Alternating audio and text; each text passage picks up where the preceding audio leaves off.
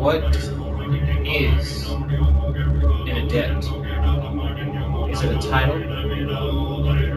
A state of being? Both, perhaps? But I would think one means less than the other.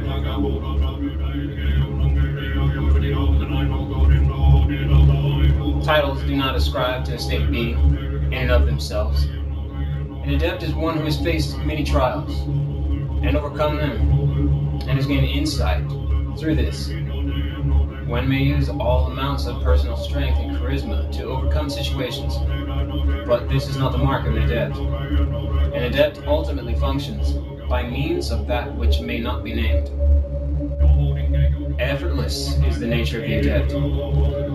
Though from the outside he or she may appear to expend vast amounts of energy in the pursuit of his or her goals. While this may be true, I do not believe that it can be said that the adept feels a draining at all, or feels that they are doing anything of any particular importance in the gestalt of cosmic progression.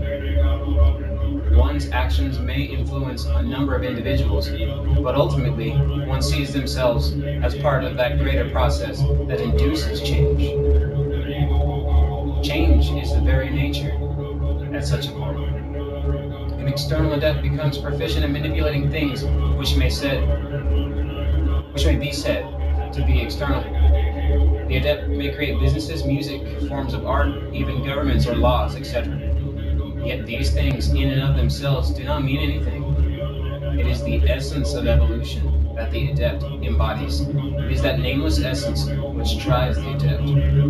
One may see themselves falling further and further away from the dregs of society and life at large. They are moving towards the acosmic. It is at this point that the internal adept is realized. Such a one sees all processes as part of all processes, and recognizes the internal connection to the greater macrocosm. An internal adept is one who realizes the above and the below are mere reflections of each other, and chooses to move beyond them, having uncovered a working wisdom as to the nature of creation and destruction. He sees these as forces to be moved beyond, and dwells not within the created, and does not claim to be the creator. In this, the internal adept releases the self. The adept may be seen to step away from affairs which previously engaged him or her constantly.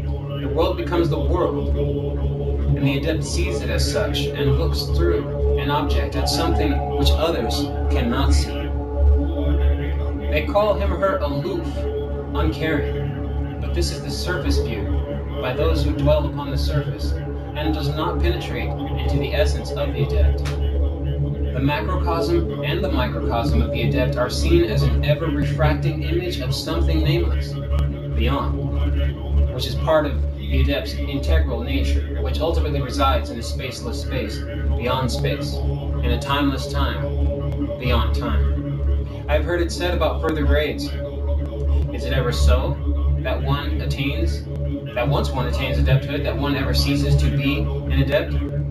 Is there further progression, as in something different? Or is it merely what the adept chooses to do with their destiny, having moved beyond the barriers of fate?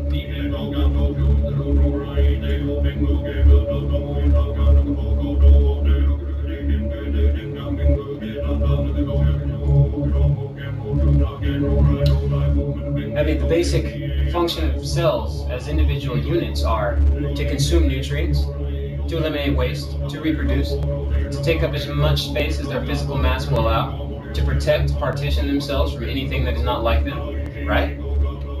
Now, the basic functions of human beings are to consume nutrients, to eliminate waste, to reproduce, to take up as much space as their physical mass will allow, to protect and partition themselves from anything that is not like them. My question is this: how many people actually think? Food for thought.